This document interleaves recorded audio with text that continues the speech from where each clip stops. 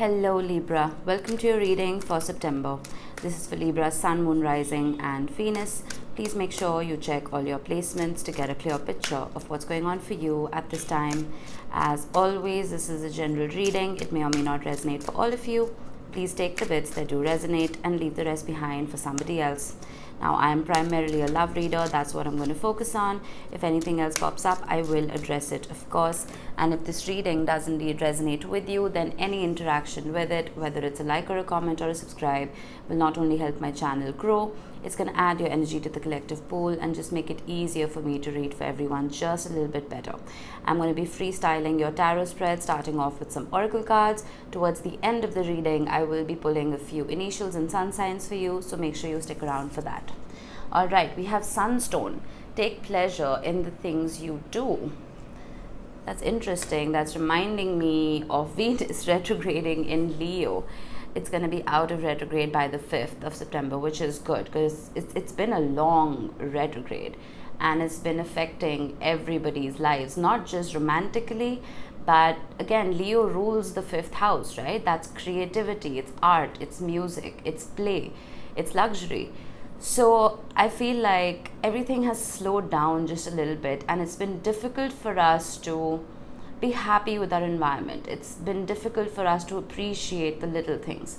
You know, there's just been a slowness that I personally have not liked. And we have a gate, get back into balance. That's perfect for Libra. Your symbol is the scales. And it's interesting, whenever someone talks to me about a Libra, they always say, oh, they're the most balanced people.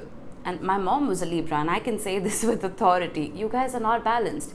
I mean, not more than anybody else, right? We're all struggling to find that balance. But it is Libra's duty. Almost think of it as your North Node. It is your duty to harmonize with life. It is your duty to harmonize with other people. That is what you're constantly striving to achieve, right? To reach that place of equilibrium. And let's see. Take pleasure in the things you do and get back into balance. I'm also getting some of you could have been spending a little bit of time people pleasing and not giving yourself enough attention. Take pleasure in the things you do. We have the Queen of Wands. Beautiful. Not paying enough attention to yourself. You see, the sunflower, it's almost turning towards her. The Nine of Swords. I feel like some of you may have been, like I said earlier, too focused on other people, right? It's like the sunflower was turning towards the outside world and not within. And any time you would turn within, there was almost this fear that, oh, I'm being too selfish. You know, with the Nine of Swords, there was anxiety. Then the Five of Wands. The Devil. Were you dealing with a narcissist? Were you dealing with someone who did not let you shine, Libra? The Six of Cups.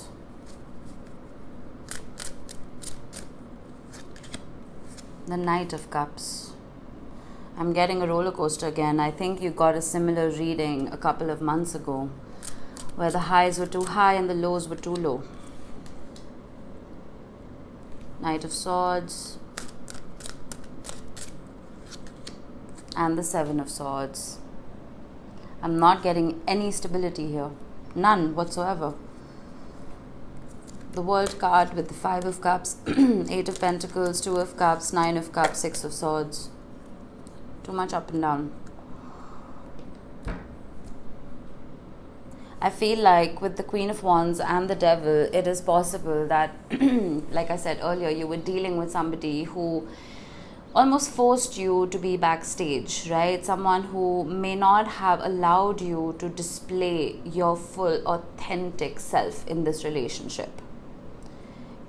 I almost feel like you were walking on eggshells, but what you were doing in that process was you were taking on somebody else's karma, right? You were not being able to shine.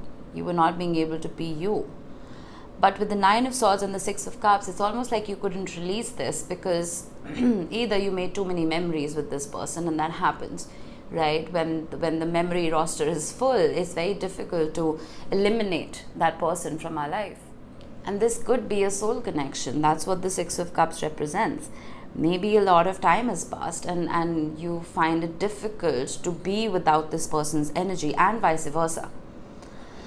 But with the Knight of Swords right here, this is not a recommended energy at this time. The Knight of Swords is a card of communication and speech and verbalization of thoughts and ideas, right? It's not advisable because Mercury is retrograding till the middle of September, and anything that comes out of your mouth right now is going to be, well, askew. It's going to be misinterpreted. Miscommunication is very likely at this time. Some of you may be tempted to have that difficult conversation about addressing your needs, addressing your desires, and how you're uncomfortable in this situation. I would not recommend it, right? Wait till the middle of September and then do what you have to do. But here with the Five of Wands and the Knight of Cups, I'm also getting that a lot of the important conversations in the past were brushed under the rug. They were not spoken about, right? It's almost like a big fight happens and then within a minute, oh, let's sort it out, without talking about it, right? Oh, there's love here, we're fine. And because that fight was not addressed, because both truths were not addressed, they start popping their heads back up again and again and again, because there's no proper resolution, right? That's what I'm seeing with the Seven of Swords as well. There's like an instant gratification. There's this sense of, oh, let's fix it. But it's like the seed that you've planted is rotten, right? It's never going to bear fruit. You just can't see it, but it's under the soil. But it's dormant. It's a dormant seed. Nothing's going to grow out of it no matter how much you water it, right? With the World card, the universe is begging you to not just find a balance, but put a closure to whatever this is, this chapter. I'm not saying this relationship, but this chapter. The Queen of Pentacles. I feel like some of you have been taking a little bit of time for self-care and self-love, and I like that, because whenever we're put in situations where we are looking for love from an outside source and we don't get it, we're forced to, well, do self-love. We're forced to look within for that anchor. And with the Queen of Pentacles, I feel like you're trying to make your life more comfortable. The World, it's back. It wanted to show up. The World is graduation time. This is the ending of one cycle and the beginning of a new one. The World is the last card in the major arcana in the tarot. There is something here about exhaustion. There is something here about you can't do this anymore. That's what I'm getting. I feel like you've been functioning on autopilot in this relationship. And it's almost like the toxicity that this person came with became your reality so readily that you were not able to shed it. It almost became like a second skin, right? And that happens when we love somebody. We take on their traumas. We take on their triggers without realizing that they're not ours to carry. Right? The King of Wands to the Queen of Wands. There's passion here, there's love here, there's attraction here, there's magnetism here. I get that. But I always feel whenever someone asks me about how they should choose a future life partner, right? I always ask them about their current relationship, that do you feel butterflies, do you feel fireworks in that relationship? And the answer is always yes. And my answer is you should not be feeling those things, because those butterflies, that's not love, that's nervousness, that's anxiety, right? So the minute you start feeling secure and stable in another person's energy, that is when you know it's the right person.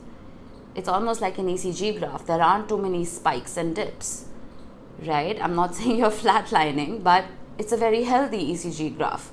This person doesn't make you nervous. Those butterflies aren't there. There's just a peace. Here, I don't see a peace. I see a lot of spikes and dips. Too many highs and too many lows. Where you want to be here, right? There's no gender in tarot. Take the energy with you. With the Queen of Pentacles, you want to stabilize yourself. I'm not saying relationships should be boring, by any means. There should be passion, there should be love, but those, maybe I'm too old, but those themes should not overtake that relationship. You need to be each other's rocks, you know what I mean? The Queen of Swords, we have a lot of queens here. I'm gonna get one more. I feel like there's a shift in polarity. It's almost like where you both may have been hot, right? Suddenly there's a shift where you're ice cold. That's what the Queen of Swords is. The Queen of Swords, regardless of gender, prioritizes logic over emotion, right? And with the Seven of Swords, it's almost like this 1 foot out the door energy was not sitting well with you and you had enough. Again, this person is marching to the beat of their own drum. They feel like you're up for anything. They feel like this pattern that has been created in this relationship is permanent. It's your permanent reality, and you're going to deal with it no matter what comes your way. But I feel like you're putting your foot down. You've pretty much had enough. I'm also getting for some of you that you may be comparing your relationship to another person's and realizing that there are unhealthy traits. There are certain, again, patterns and templates that you may be following that shouldn't be there, you know?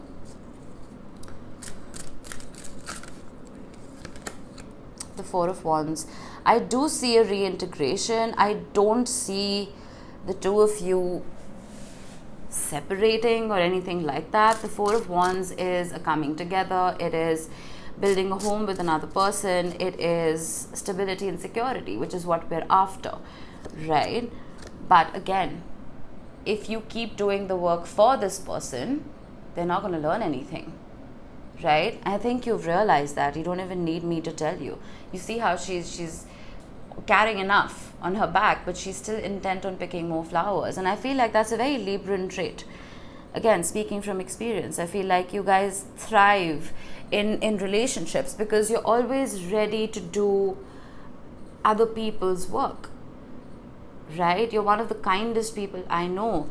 Then you see, get back into balance and take pleasure in the things you do, not things that other people do, right? Invest in yourself.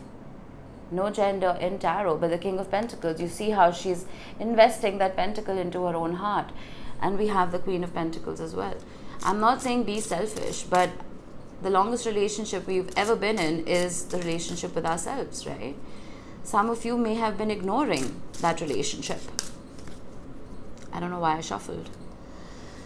Nine of Wands, the Sun and the Fool with the Page of Wands and the Two of Swords. It's under that. And the Hierophant with the Ten of Pentacles. Look, there is a very solid potential for this to be a part of your future plan, to be there for the long haul, right? But there has to be a shift, not in how you expect this other person to behave, but a shift in how you are showing up in this relationship. Because, you know, sometimes it's very easy for us to point fingers at the other person that, oh, they're messed up. Sure, they are. We see that. But it's like you're supporting that messed up energy by being too giving, by being too available. You know what I mean? So there has to be boundaries. There has to be this sense of self-care and self-love that should take precedence over this relationship. We want that ECG graph to be a little more stable. You need to allow this person to put in the work. And the only way you can do that is by stopping what you are doing, is by not doing too much with this Ten of Wands, not carrying too much on your back with this Ten of Wands. The Four of Wands is your heart's running a cross-country marathon and finally reaching the finish line, right? This is a process. It's a journey.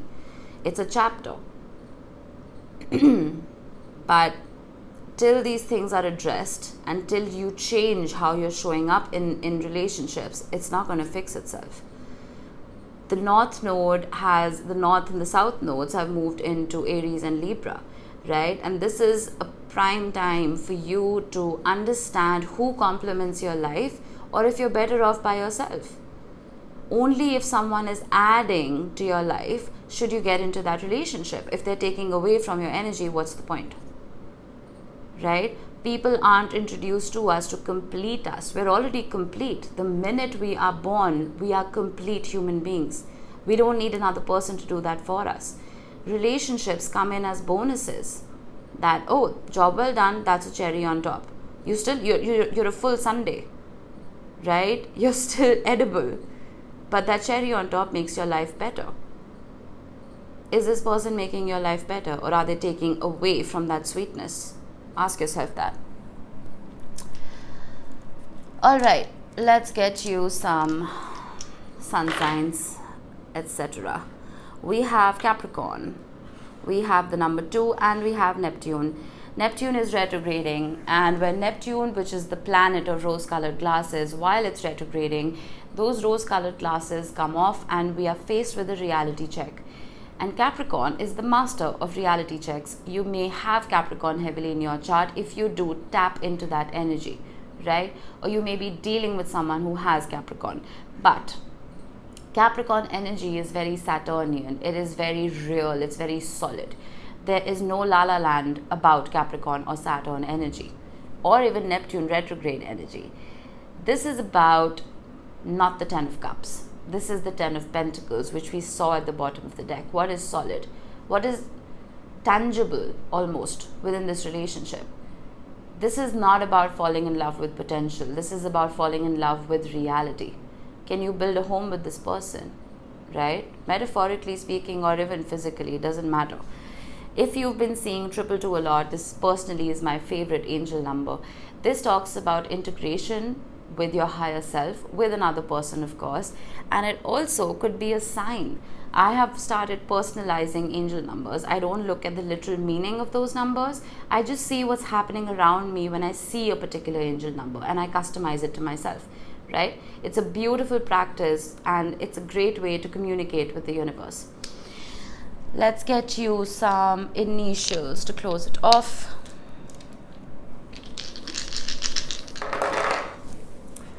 We have V, Y, R, F, V again, G, and the letter E. So these could be your initials, they could be the initials of someone you're dealing with, doesn't have to be, but just a special mention for those of you who've seen your initials here today. All right, that was it, Libra. I hope this helped. I will see you in the next one. Bye-bye.